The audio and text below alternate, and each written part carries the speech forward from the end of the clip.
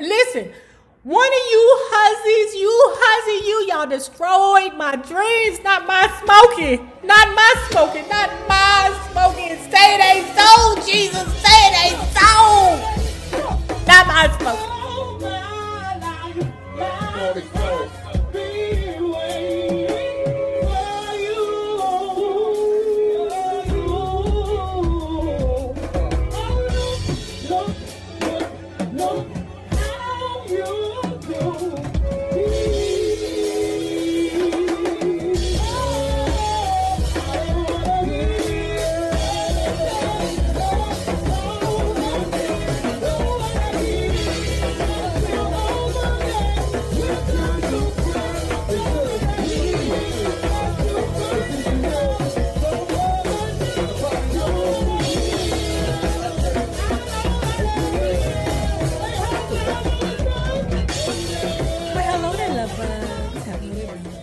If you have not already done so, please remember to like, share to Facebook, subscribe, and visit uptopbeauty.com. Today's looky is our TT Unicorn Turban. This is the gray rendition. Ooh, looking like a disco ball. Don't you just want to throw sprinkles of glitter and dust in the air? And if you are not already a part of our book club, please remember to hit the Patreon link below and or the join button here on the YouTube. And for a small monthly fee, you babies, yes you, can be privy to all the shenanigans before the YouTube gets it, if the YouTube gets it. Now, let's finish talking about the Untold story, Bury Me in Motown by Sugar Ray. I was talking to my book club earlier, and I explained to them that for this week, I'm not going to be easy on Sugar Ray, okay? I will not allow Sugar Ray to stand in victimization and we just poo-poo her and say, oh, poor Sugar Ray. Let's keep this in mind, that she could have Shaunie O'Neal this shit, okay? When you were saying Barry the Gordy had the bull snickagans with him, you should have Shaunie O'Neal'd his ass and started putting money in a sock or shoe or the cabinet, a cookie jar, wherever. Okay? Always take your piece of money first, especially when you're not married to the nigga, okay? Shaunie O'Neal was married to Shaq ass, and she still Shaunie O'Neal'd his ass. That's right. Motown legends, like any others, contain a lot of bent and distorted images, most of which gets passed off as fact. But every once in a while, you'll find one or two of these stories that just happen to be true. Such was the case with the first song we ever recorded at Hitsville. Picture Janie Bradford, who had been writing songs with Barry since before Barry and I met. Janie was very tall, with medium brown skin, short hair, and a face that was passable. Now, I don't know what that means, okay? I mean, maybe that was her interpretation, but Sugar Ray, I don't think you're the most attractive girl either, To be quite honest, that might be part of the reason why Barry the Gordy did, the shenanigans to you. And you will see, Barry the Gordy treats her like, look, bitch, you here, ain't you? Janie was very tall, with medium brown skin, short hair, a face that was passable, but a body to kill. Sound like a stripper. Her mouth was so murderous that it could have had her arrested, but it also poured out sensational lyrics. She and Barrett Strong went into the studio about 1 week into our Hitsville residence. Barrett was actually one of Gwen's artists at Anna Records. He had a voice just like his last name, and he played a great churchy piano. He was very fine looking, but ever so standoffish, maybe just to cover up his shyness or some kind of cynicism. In the studio, the two of them listened while Barry experimented with a riff inspired by the Ray Charles song, What I Say. Barry was in the mood to do something along those lines, something with the same funky feel. Now, what happened was this day. Okay, now if y'all know the story, just shut the hell up and listen to me tell it. Okay. So anyway, what happened this day? Barrett and Gordy trying to figure out the groove on the song. So Barrett sat down next to Barry and Gordy and started, dun dun dun, dun dun dun dun, what you piano players do, right? Barry was liking Barrett's groove, so he stood up, moved to the side, and allowed Barrett to find the groove. We got the groove. As soon as Barrett hit his groove, the sound vibrated up through the ceiling, right up into the room in which I was working, and right into my bones. I bounded out of my seat to head downstairs. What should we call it? What should we call it? Barry was asking them. Money! Money! Janie answered. Of course you would say that, Barry laughed. Soon they were improvising on a theme. The money thing. Your love gives me such a thrill. And Janie answering, but your love don't pay my bills. They kept bouncing these sassy phrases back and forth to each other. I had now breezed into the studio, my heart doing pirouettes. Give me money, Barry blared. That's what I want. That's what I want, I echoed, carving out the soon-to-be immortal background vocal. Barry turned and smiled as he heard my voice. That's the ticket. It took us all of another hour to hammer out the second verse and refine the melody. That night, I was up late doing the chord charts for everybody and sketching out the vocals for Robert Bateman, Brian Holland, Sonny Sanders, and myself. Bright and early the next morning, we were in the studio and I handed out charts to everybody. First, to our two wild men, James Jamerson, the boss on bass, and drum maniac Benny Benjamin. Eddie Willis was back still with a bad leg, but better than good at the guitar. And also on guitar was the proficient Robert White, Barrett on piano. We were over the first hurdle. Next came the stretch, where if we didn't get the mix right, the power of the recording would be lost. A few days later, Gwen listened to Money and said to Barry, let me have the record. What do you think of Money going to Anna? Barry asked me in a private moment. Great, I said, do it. Why? Why? Why wouldn't you put it on where it ain't your company? It ain't your company, but girl. And so I sealed the fate of Barrett Strong's record. It was released nationally on Anna Records. In Detroit, of course, it was released on Tamla Records, the 8th release on our very own label. Money peaked at number 2 on the Billboard R&B. Its immediate impact would be nothing, however, compared to what it would do over the course of the decades to come. And though we couldn't yet see into the future, what did it matter? We were really starting to be in the money. Miss Ray, the agenda, please. With those words, Barry started our first Monday morning staff meeting. Later, these meetings would gain an oracular reputation, a mystique for being a hotbed of creativity. The meetings began, however, as my attempt to handle the ever-multiplying problems of practical administrations. As soon as we arrived at Hitsville, I instituted several new systems for operating Tamla.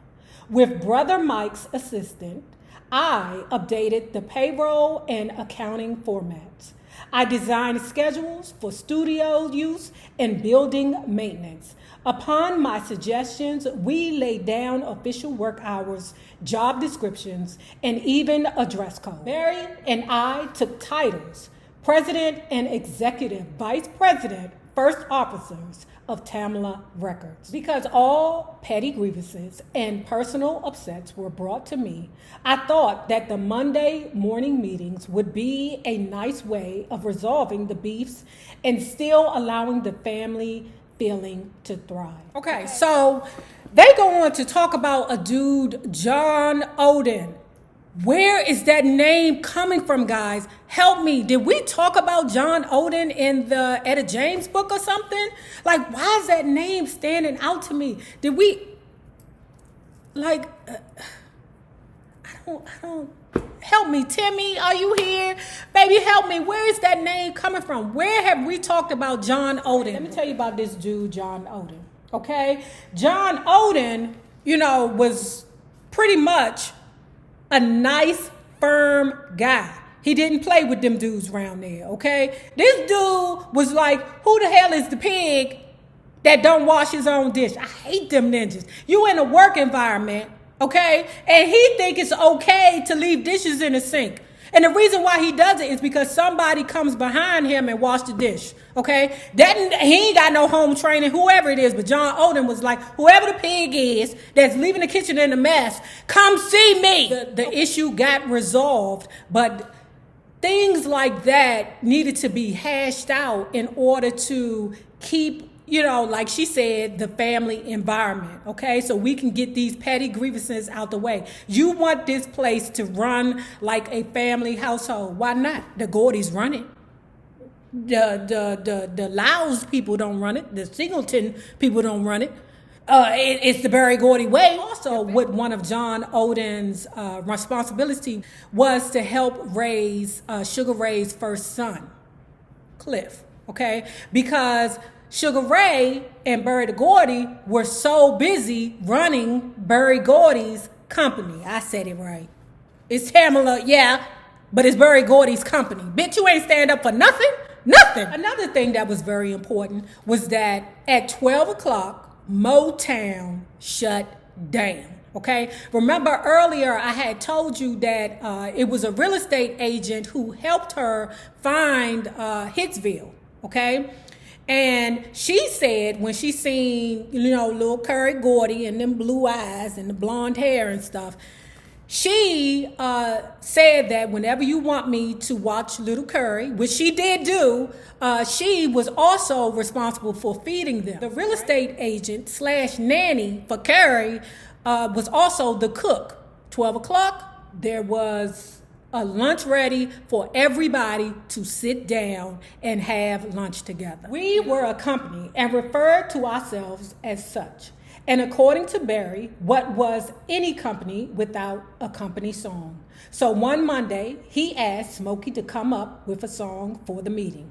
A week later, we learned the first verse in one take. We belted out like a cheerleader at the end of each meeting. Nowhere will you find more unity than at Hitsville, USA. Now, right quick, what we're going to do is talk about the positions. Okay, and what each person did for the Motown while they were there, okay? We had a live the other day, and, some people were talking about all the volunteer work that was happening in the early days of Motown and how some people didn't get paid. It's true. We're going to talk about it, okay? But let's get into the dynamics of Hitsville. Janie Bradsford, she was a receptionist. Pops Gordy, he was in charge of maintenance and repair. Smokey the Robinson, he was a writer and best friends to Berry Gordy, but he didn't mind picking up a broom and sweeping around the front porch. Her brother Mike was in charge of money matters. Berry Gordy's sister, Lousy Gordy, who was just married to sax player Ron Wakefield, her job was to deal with the distributors. Of course, girl. Don't you know that's how they slip money underneath your nose, girl? You allowed it. She's just so happy to be a part of something and stand next to the nigga with something, okay? You had something too, Sugar Ray, but you let it slip through your hand. When it became clear to me that Barry needed a personal secretary, you did that right. You did that right. She found Rebecca Lyles. What's her name? Giles. It became clear to Sugar Ray that Berry Gordy needed a secretary, because, she got other stuff to do. She can't run behind a nigga all day, all right? So she took it upon herself to find a secretary for him, Rebecca Giles. Thank you to the Jesus that she decided to do something smart, to be in control of something. That's just like you allowing your ninja to pick the nanny. No, you don't want. You pick the assistant. okay? Because he'll come in here with a Lola Falana, you know, and he can't work because he's so busy looking at Lola Falana jiggle all over the damn place. So, no. Raynoma found Rebecca Giles for Bertie Gordy.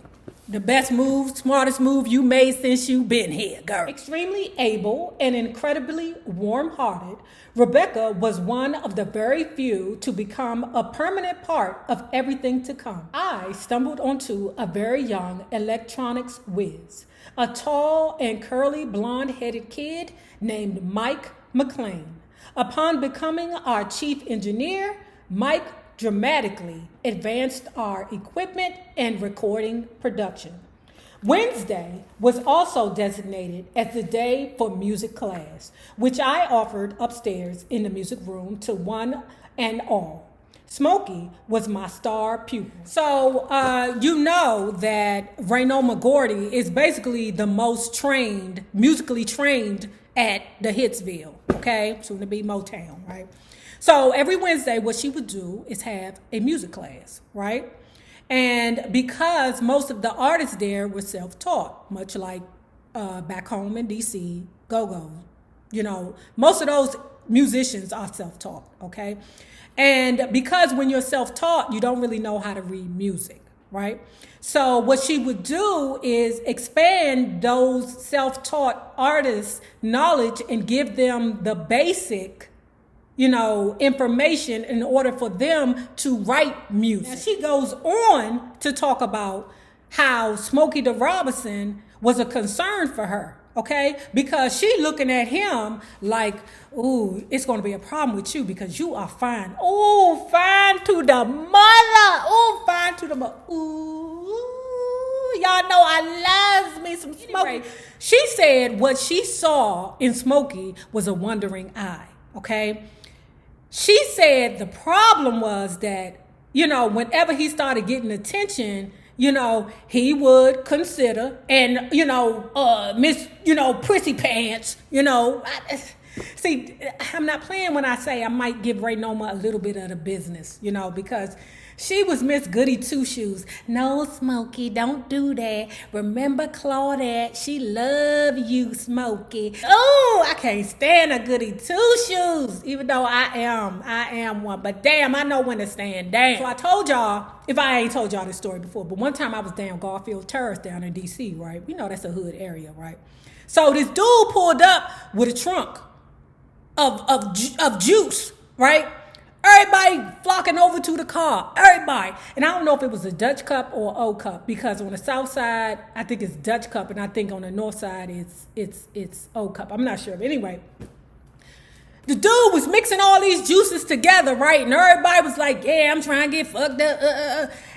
And this is when I was messing with the pimp. I said, do you know him? He was like, man, he do that all the time. I'm like, but how do you know what's in the cup? How do you know that he might be killing y'all? They was laughing at me. Garfield Terrace is laughing at me because I'm like, I don't want what's in that man's trunk. I don't know. How do we know he ain't got roaches in his trunk? They like, nay, girl, it's just, you know, all these different liquors mixed together. I don't know that because that nigga could be putting lean or some shit in the cup. But they was all laughing at me because I guess I was Goody Two-Shoes. But, you know, but I know when to stand down. You know what I'm saying? I know when you got a bunch of niggas out there, you know, and they looking at the girls, it don't necessarily mean that they trying to leave their wives or their girlfriend. They just, you know, it's like a man camaraderie, you know, and she was in the way, you know. Raynoma, get the out the way, girl. Listen, one of you hussies, y'all destroyed my dreams, not my smoking. Say they soul, Jesus, say they soul. Not my smoking. Anyway, what the person told me was that Smokey Robinson, you know, was on a crack tour for about 3 years. What?